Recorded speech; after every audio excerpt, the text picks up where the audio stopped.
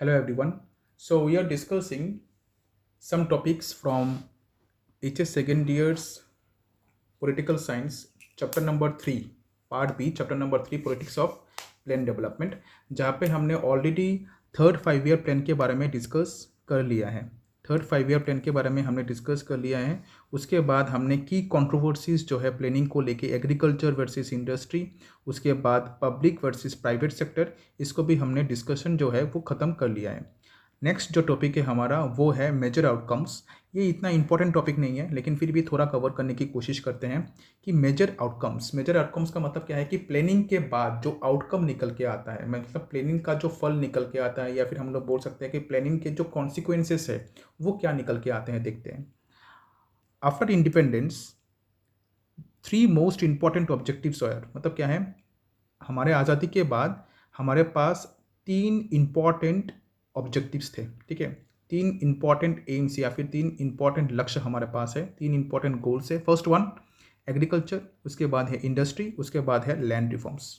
Agriculture, industry and land reforms. Agriculture को ठीक करना है, इंडस्ट्री को ठीक करना है, बड़े बड़े इंडस्ट्रीज हमें बनाना है, और हमें करना है लैंड रिफॉर्म्स। ठीक है। The third objective is land reforms proved most difficult to realise, मतलब क्या है कि थर्ड नंबर जो ऑब्जेक्टिव है लैंड रिफॉर्म, इसको रियलाइज करना या फिर इसको पाना बहुत ही ज़्यादा डिफिकल्ट था। क्यों डिफिकल्ट था? Land reforms do not take place effectively in most parts of the country. Land reform जो है, मतलब लैंड रिफॉर्म का मतलब क्या है कि ज़मींदारों से लैंड लेके गरीबों में लैंड को बांट के देना, इसको हम बोलते हैं लैंड रिफॉर्म्स। ठीक है, या फिर लैंड में बहुत सारे रूल्स एंड रेगुलेशंस लगाना कि कैसे लैंड में हम अच्छे से इंडस्ट्रीज़ को एस्टेब्लिश कर सकते हैं या फिर एग्रीकल्चर कर सकते हैं। तो लैंड रिफॉर्म्स जो है वो did not take place effectively in most parts of the country. हमारे भारत देश के बहुत ज़्यादातर जगहों में लैंड रिफॉर्म्स जो है वो अच्छी तरीके से नहीं किया गया था। For political power remained in the hands of the land doing classes. क्यों लैंड रिफॉर्म अच्छे से नहीं किया गया था? बिकॉज जो पॉलिटिकल पावर है वो कहाँ पे था? पॉलिटिकल पावर था लैंड डूइंग क्लासेस के पास। लैंड डूइंग क्लासेस का मतलब क्या है? जिन लोगों के पास या फिर जिन जमींदारों के पास बहुत ज़्यादा लैंड्स होते हैं, वो अपना लैंड्स छोड़ना ही नहीं चाहते। ठीक है, तो इससे क्या हो रहा था? लैंड रिफॉर्म जो है उसको नहीं कर पा रहा था कौन? Government. Capitalist continued to benefit and poverty was not reduced much, मतलब क्या है? कैपिटलिस्ट जो है, जिसके पास बहुत ज़्यादा लैंड से, प्राइवेट प्रॉपर्टी से, वो बेनिफिट हो रहा था। ठीक है, और पॉवर्टी जो है, गरीबी जो है, वो हमारे भारत देश से हट नहीं रहा था। The early initiatives for plan development failed to provide wellbeing of all the citizens, मतलब क्या है? जब हमने प्लान डेवलपमेंट स्टार्ट किया था तो एकदम स्टार्टिंग पॉइंट पे, अर्ली इनिशिएटिव्स पे क्या हुआ था? सब कुछ फेल हो गया था, और सिटीजन्स का जो वेलबींग है वो हम नहीं कर पा रहे थे। ठीक है, सिटीजन्स का जो भलाई है वो हम नहीं कर पा रहे थे। तो उसके बाद क्या है, देखते हैं। 3 major outcomes of early phase of Indian plan development, मतलब क्या है? हमने जो early first 5 year plan, second 5 year plan, third 5 year plan, हमने जो अर्ली जो प्लान डेवलपमेंट के बारे में सोचा था, तो उसके कुछ आउटकम्स निकल के आते हैं। 3 मेजर आउटकम्स देखते हैं। सबसे पहला है economic foundation, second one land reforms, and third one is green revolution. ठीक है, तो इकोनॉमिक फाउंडेशन क्या है, देखते हैं। Plan development during the early phase led emphasis या फिर led the foundation of India's future economic growth. हमने प्लान डेवलपमेंट इसलिए किया था बिकॉज हमें इकोनॉमिकली फ्यूचर में हमें क्या होना था, इकोनॉमिकली हमें ग्रोथ चाहिए था। इकोनॉमिक ग्रोथ के लिए हमने प्लान डेवलपमेंट जो है वो स्टार्ट किया था। और प्लान डेवलपमेंट पे हमने क्या किया था? Big dams like Bhakra Nangal Punjab, उसके बाद Hirakud Orissa for irrigation and power generation wire setup, मतलब क्या है? हमने बड़े बड़े डैम्स जो है वो बनाए हैं, और वो डैम्स का नाम क्या है? एक है भकरा नंगल डैम जो पंजाब में है, और एक है हीराकुद जो उड़ीसा में है। और ये 2 डैम्स जो है वो हमने किस लिए बनाया था? ताकि हम इरिगेशन कर पाए और पावर जनरेशन, मतलब इलेक्ट्रिसिटी जो है या फिर पावर जो है वो हम जनरेट कर पाए, इसी वजह से। उसके बाद क्या हुआ, देखते हैं। Heavy industries in the public sector, steel plants, oil refineries, उसके बाद डिफेंस प्रोडक्शन एक्सेट्रा और स्टार्टेड। हमने बहुत सारी चीज़ों को स्टार्ट किया था। जैसे फॉर एग्जांपल पब्लिक सेक्टर में स्टार्ट किया, मतलब गवर्नमेंट ने बहुत सारी चीज़ों को स्टार्ट किया था। जैसे फॉर एग्जांपल स्टील प्लांट्स, उसके बाद ऑयल रिफाइनरीज, उसके बाद डिफेंस प्रोडक्शन, ये सभी चीज़ें को हमने स्टार्ट किया था। Infrastructure infrastructure for transport and communication was much improved. मतलब क्या है, जो इंफ्रास्ट्रक्चर थे हमारे ट्रांसपोर्ट एंड कम्युनिकेशन के, ट्रांसपोर्ट मतलब एक जगह से दूसरी जगह पे चीज़ों को लेके जाने के लिए या फिर एक जगह से दूसरी जगह पे जाने के लिए, ठीक है, वो जो ट्रांसपोर्ट एंड कम्युनिकेशन जो है उसको भी क्या किया गया था, इम्प्रूव किया गया था। Much of the later economic growth became possible because of these economic foundations. मतलब क्या है, ये जो हमने चीज़ें किया था, भरकरा नंगल डैम, उसके बाद हीराकुद, उसके बाद क्या है स्टील प्लांट्स, ऑयल रिफाइनरीज, उसके बाद डिफेंस प्रोडक्शन, ठीक है, ये सभी चीज़ों के वजह से हमारे प्लानिंग के एकदम लास्ट में जाके हमें कुछ ग्रोथ जो है, इकोनॉमिक ग्रोथ जो है वो हमें देखने को मिलता है। ठीक है, तो इन्हीं प्रोडक्शन के वजह से या फिर इन्हीं फाउंडेशंस की वजह से, इकोनॉमिक फाउंडेशंस की वजह से हमें एकदम लास्ट में जाके इकोनॉमिक ग्रोथ थोड़ा देखने को मिलता है। लैंड रिफॉर्म के बारे में थोड़ा जानते हैं कि लैंड रिफॉर्म क्या था। Land reforms were introduced in the agricultural sector, मतलब एग्रीकल्चरल सेक्टर। लैंड रिफॉर्म जो है वो हमने मेनली स्टार्ट किया था कहाँ पे, एग्रीकल्चरल सेक्टर पे, एग्रीकल्चर के क्षेत्र पे। The main features of the land reforms are as follows.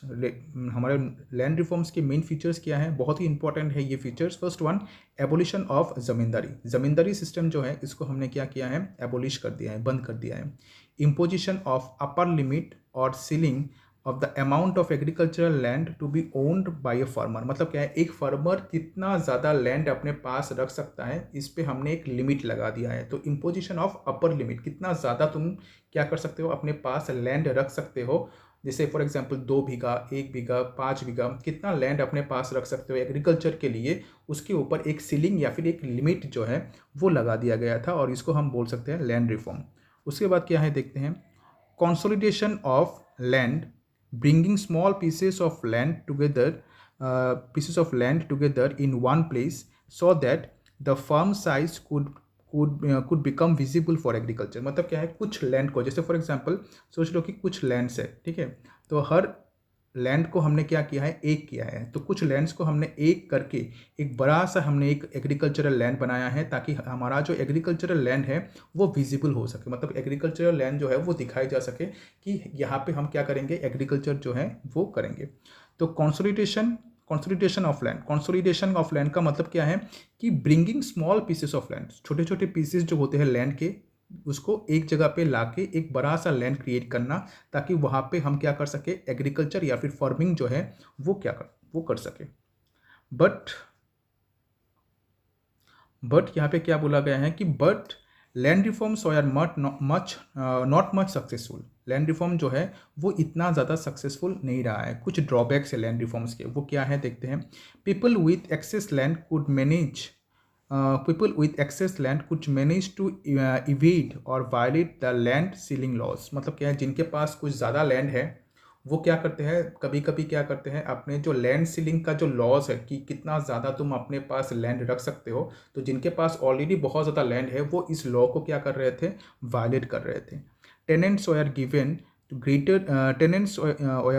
Greater legal security against violation, but this provision was not properly implemented. मतलब क्या है, बहुत सारे ज़मींदारों को या फिर बहुत सारे लोगों को ये भी बोला गया था कि अगर तुमने अपने पास जितना तुम्हें लैंड रखना चाहिए उससे ज़्यादा अगर तुम लैंड रखते हो, ठीक है, तो तुम्हारे अगेंस्ट कानूनी कार्रवाई जो है वो हो सकता है। ठीक है, कानूनी कार्रवाई हो सकता है, तुम्हारा लीगल सिक्योरिटी जो है वो तुम्हारा पास नहीं रहेगा। मतलब क्या है, तुम इस लैंड को खो बैठोगे। ठीक है, लेकिन फिर भी क्या हुआ है, ये जो प्रोविज़न है, ये जो रूल है, इसको अच्छी तरीके से क्या नहीं किया गया था, इम्प्लीमेंट नहीं किया गया था। तो इसी वजह से लैंड रिफॉर्म जो है, लैंड रिफॉर्म्स हमारा भारत देश में फेल हो गया था अर्ली ईयर्स ऑफ इंडिपेंडेंस पे। ठीक है, उसके बाद क्या है, it was not easy to implement the land reform policies. ये बहुत ज़्यादा इजी नहीं था लैंड रिफॉर्म पॉलिसीज़ को इम्प्लीमेंट करना। क्यों? लैंड ओनर्स और पॉलिटिकली इन्फ्लुएंस। मतलब क्या है, लैंड ओनर्स जो है, जिनके पास बहुत बड़े मात्रा में लैंड्स होते हैं, उनको पॉलिटिकल सपोर्ट मिल रहा था। मतलब मिनिस्टर्स या फिर मंत्री से या फिर पॉलिटिक्स से सपोर्ट जो है वो उनको मिल रहा था। So proposals for land reforms are not translated into laws. मतलब क्या है, हमने तो बात तो कर लिया है लैंड रिफॉर्म्स के बारे में, लेकिन लैंड रिफॉर्म्स को लेके नए नए जो कानून है वो हमने नहीं बनाए हैं। These proposals remains only in paper. और ये जो प्रपोजल है, कि हम लैंड रिफॉर्म करेंगे, यहाँ से लैंड लाके इसको दे देंगे, उसके बाद बड़े छोटे छोटे लैंड्स को बड़े मात्रा में करेंगे, ज़मींदारी सिस्टम को एबोलिश कर दिया जाएगा। ये सभी चीज़ें जो है ये कानून होना चाहिए था, लेकिन ये कानून नहीं बना, ये सिर्फ और सिर्फ पॉलिसी प्रपोजल्स बन के रह गया है और ये सिर्फ और सिर्फ एक पेपर में ही रह गया है, ठीक है। लेकिन इसको इम्प्लीमेंट नहीं किया गया है अच्छी तरीके से। अभी भी आज भी हम देख पाते हैं कि पंजाब में, हरियाणा में बहुत सारे ऐसे फार्मर्स मिल जाएंगे जिनके पास बहुत बड़े मात्रा में लैंड्स होते हैं, ठीक है। तो यहाँ पे कहाँ पे लैंड रिफॉर्म हो रहा है? यहाँ पे तो लैंड रिफॉर्म, बहुत सारे फार्मर्स ऐसे हैं जिनके पास लैंड ही नहीं है एग्रीकल्चर करने के लिए, और यहाँ पे बहुत सारे फार्मर्स ऐसे मिल जाएंगे तुम्हें जहाँ पे बहुत सारे लैंड्स लेके बैठे हैं फार्मर्स, ठीक है। तो लैंड रिफॉर्म के जो लॉज है उसको अच्छी तरीके से क्या नहीं किया गया था, इम्प्लीमेंट नहीं किया गया था। तो ये हैं लैंड रिफॉर्म्स के कुछ फीचर्स एंड ड्रॉबैक्स जो बहुत ही ज़्यादा इंपॉर्टेंट हैं। तो इसके लिए अलग सा कोई क्वेश्चन नहीं हो सकता, इसको अच्छी तरीके से मार्क करके रखो। और कभी कभी हो सकता है कि क्वेश्चन आ जाए कि फीचर्स ऑफ लैंड रिफॉर्म्स के बारे में लिखना है, या फिर तुम्हें ये पूछा जा सकता है कि why land reforms are failed in India in the early years of India's independence. Bharat जब आज़ाद हुआ था तो लैंड रिफॉर्म का जो पॉलिसी है वो क्यों फेल हो गया था। तो ये चीज़ के ऊपर नोट्स अपना अलग से बना के रखना, ठीक है।